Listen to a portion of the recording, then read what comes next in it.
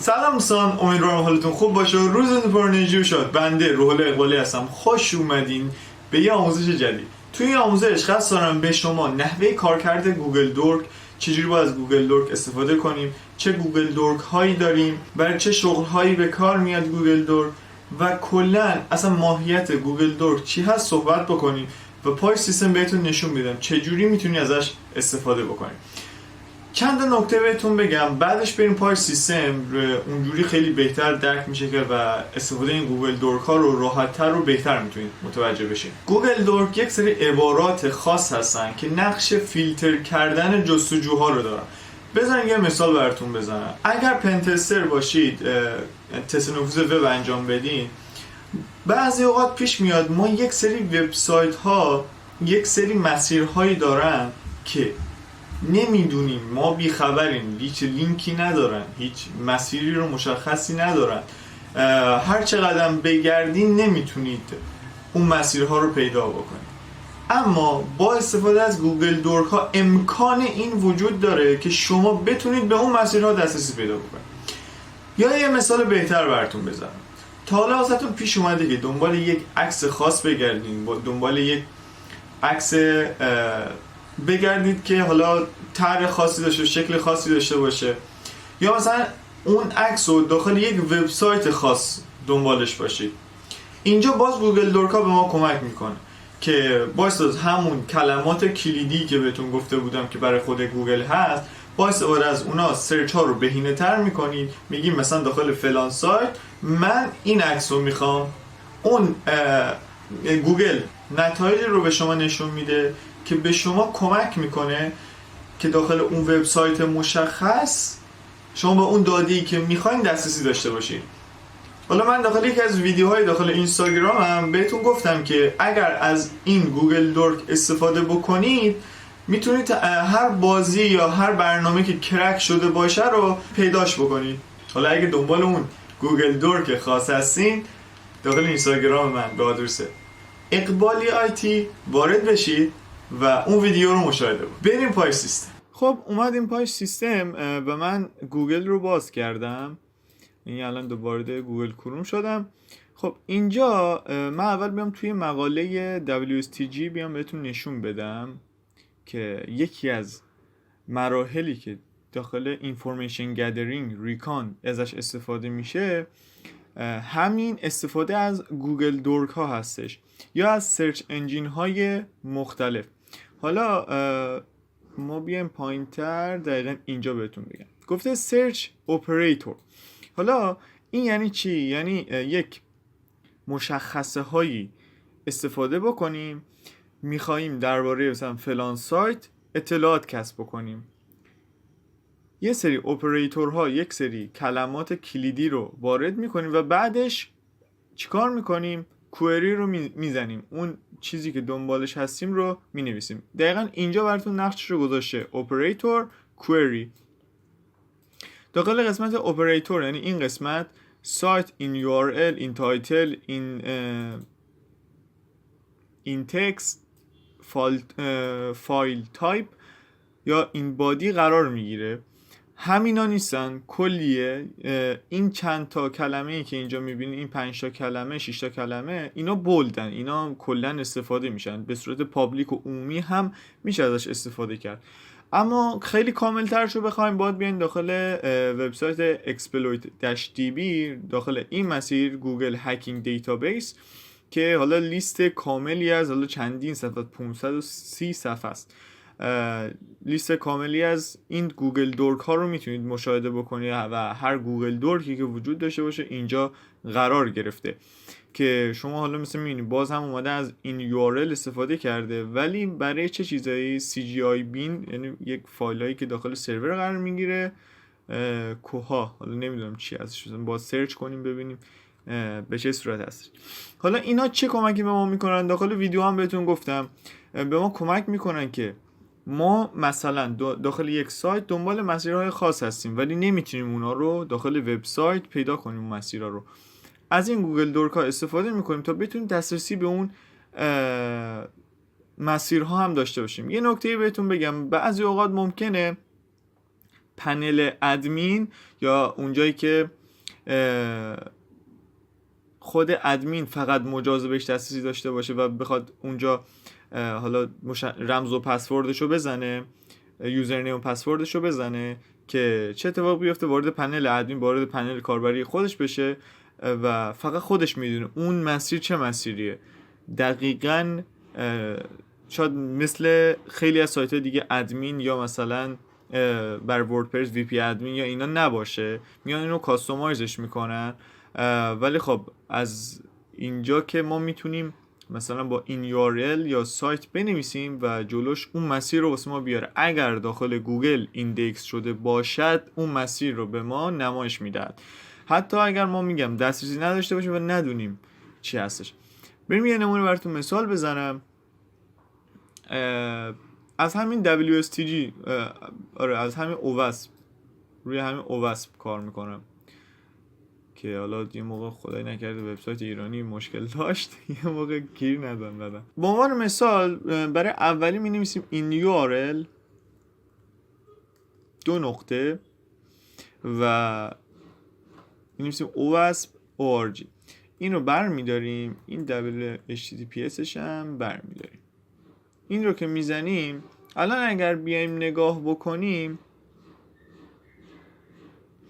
داخل URL هر سایتی، خواهد نگاه کنید اینجا آوردیم یه دونه داخل سایت نتکرافت اومده یه دونه URL HTTP OWASP.org رو پیدا کرده. اینجا احتمالاً بله اینجا اومده این رو پیدا کرده، یا مثلا داخل سایت هویز این رو اومده پیدا کرده. پس داخل URL و حالا هر جایی این پیدا شده که اومده به ما نمایش شده، یعنی کلمه OWASP.org پیدا شده. اصلا اینو باز کنیم هویز چی هست. این یه هویز از سایت OWASP.org که قبلا یه نفر نوشته و گوگل و این سایت توسط گوگل ایندکس شده، همین قسمتش که داره به اون نمایش میده. یا مثلا بیایم پایین‌تر اینجا احتمالاً هست ولی خب اینجاها معلوم نیست، یا مثلا SSL OWASP رو آورده نشون داده. یا مثلا بخوام بهتون بگم، یا تو مثلا اینجا ما نویسیم سایت org. الان شما سایتی دیگه ای نمیبینی که OWASP داخلش نباشه. حتی این مورد که اینجا حالا نمیدونم چی نوشته دقیقاً، کریال OWASP.org، یه ساب دامنه از OWASP که باز توش چون OWASP وجود داره داخل به ما نمایش میده داخل این URLش. خب تمام. حالا هر چیزی که الان اینجا ما میتونیم تو 10 صفحه مثلا صفحه 9 رو میزنم بازم همشون OWASP، نمیشه چیزی خارج از این پیدا کرد. یا مثلا برای دیجیکالا به همین صورته. حالا من اگر دیجیکالا رو درست بنویسم دیجیکالا digicala.com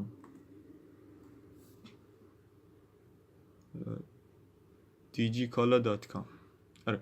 خب الان شما اگه دقت بکنید تمام سایت هایی که داره به اون نشون میده برای خود دیجیکالاست. مثلا این یه ساب دامنه از دیجیکالاست، use digicala.com. مثلا ببینیم توش چیه. مثلا به این صورت داره نمایش میده، یه گوشی و اینجور چیزا رو داره نمایش میده.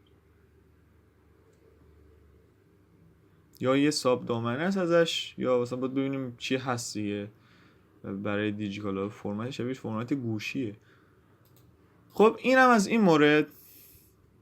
یا مثلا میگیم اینتکس،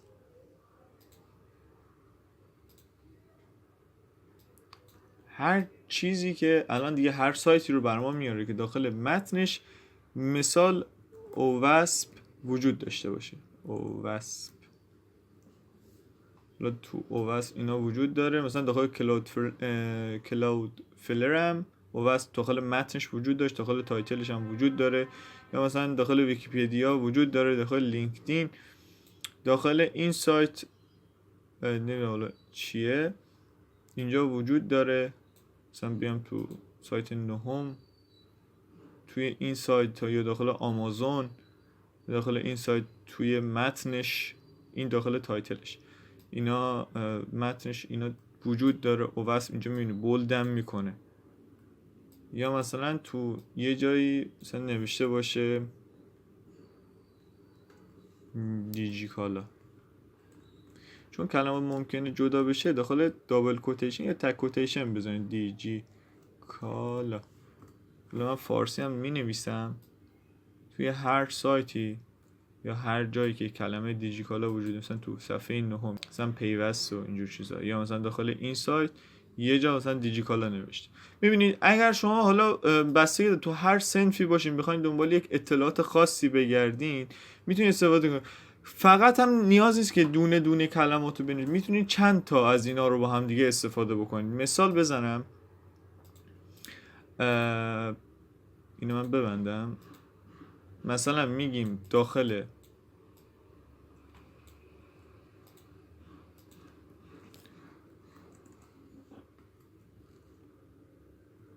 wasp.org یه چیزی پیدا کن که فایل تایپش PDF باشه. باید داره چیزی بله. اگه دقت کنید اینجا نوشته PDF.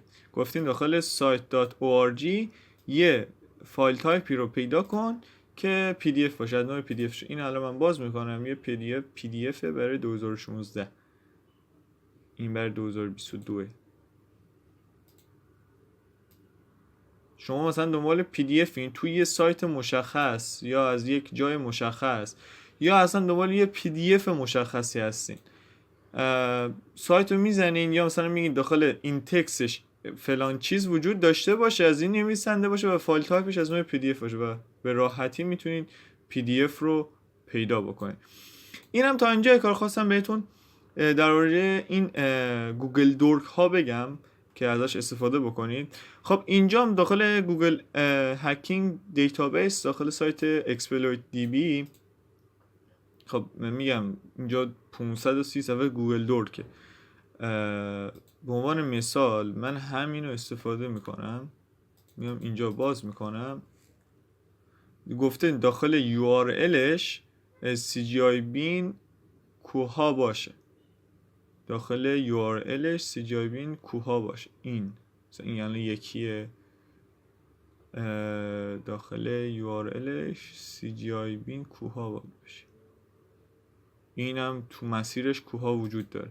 مثلا باز کنیم چی هست. صفحه لاگین از یک سایت خاصی، یعنی از یک مدل حالا یا دیتابیس خاصی یا نمیدونم کوها چیه، اینجا داخل URLش کوها هست، یا سرور خاصیه یا CMS خاصیه، نمیدونم، باید بگردیم ببینیم چی. مثلا این یا یه چیز متفاوت بخوام بهتون نشون بدم. مثلا اینجا نوشته header for log at a time ext log. این فکر کنم میگه بجز این که لاگ باشه، چون خودم تا حالا ext رو ندیدم. vp content upload یا exist، شاید منظورش exist بود، وجود داشته باشه. آره چون اینا لاگن، اینا لاگن لاگای وب سرورن فکر کنم احتمالاً. آره این ext یعنی لاگ وجود داشته باشه. اینو باز کنیم، آره اینم لاگ. بعد تو این لاگا رو اگر بشه یعنی وقت بکنیم بخونیم قشنگ میشه یه موقع رمزی پسوردی چیزی رو پیدا کرد، هشی، مثلا اینجا یه دونه هش وجود داره، شاید رمز باشه، شاید شما بتونید به وب سرور اینجا دسترسی داشته باشه، شاید بشه خیلی کارا کرد. خب آره خلاصه میگم این ext یعنی وجود داشته باشه. حالا میگم گوگل دورک های مختلفی داریم، میتونید بیاین اینجا ببینید، ازشون استفاده بکنید، امتحانشون بکنید تک تک و ببینید چه. این هم یه دونه ریپوزیتوری داخل گیت هاب هست به این آدرس که حالا گوگل دورک های جالبی داره داخل خودش نگه داشته. مثلا گوگل دورک های وردپرس رو داخل یک پوشه گذاشته مثلا این اولیه DT1 رو باز میکنیم، میگیم اینو میزنیم، میگه داخل URLش تو مسیر VP Content VP Clone TMP VP Clone Backup، سایت هایی که میشه فکر کنم به بکاپشون دسترسی داشت. بله VP Content، حالا به این باز میکنه، نه خب باز نکن، یا ولی مثلا میشه دیتابیسشه. خب بله دیدین خیلی خوبه این گوگل دورکا، خیلی کار راه میندازه. بله این حالا کدوم سایت بنده خدایی هست که به این صورت. اینم از گوگل دورکو، یه دیتابیس کامل گوگل دورکو بهتون نشون دادم، یعنی این سایت exploit.db داش exploit.db. بعد اینجا یه گیت هاب و خود مقاله WSTG که میشه ازش استفاده کرد. تو همه جاها، توی همه شغل ها استفاده میشه. اگر کسب و کار دارید، دنبال مطالب خاص کسب و کاری هستید، اگر پنتستر هستین، پنتستر وب هستین، میتونید دیدید که چجوری رسیدیم به حتی دیتابیس. اگر طراح هستین، میخواین دنبال عکس خاصی هستین، توی هر جایی که هستین به راحتی میتونید شما چیکار بکنید، پیدا بکنید و از این گوگل دورک ها استفاده بکنید که خیلی خیلی کارتون رو راه میندازه.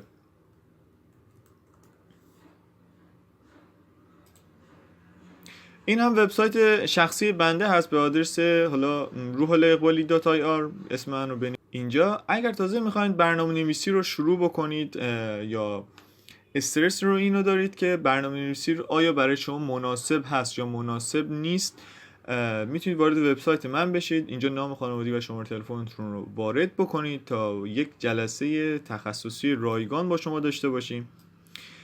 اگر صاحب کسب و کار هستین و قصد دارین که کسب و کارتون رو آنلاین بکنید و یک سیستم فروشی داشته باشید در بستر اینترنت، میتونید بیاید این فرم همکاری رو پر بکنید، اسمتون، شماره تلفن و ایمیلتون رو وارد کنید، درخواستی رو که دارید انتخاب بکنید، طراحی سایت، پروژه تست نفوذ آسیب‌پذیری، آموزش برنامه‌نویسی، آموزش امنیت، اینجا وارد بکنید و برای ما ارسال بکنید که ما در اولین فرصت بتونیم با شما تماس بگیریم و یک همکاری خوب رو داشته باشیم.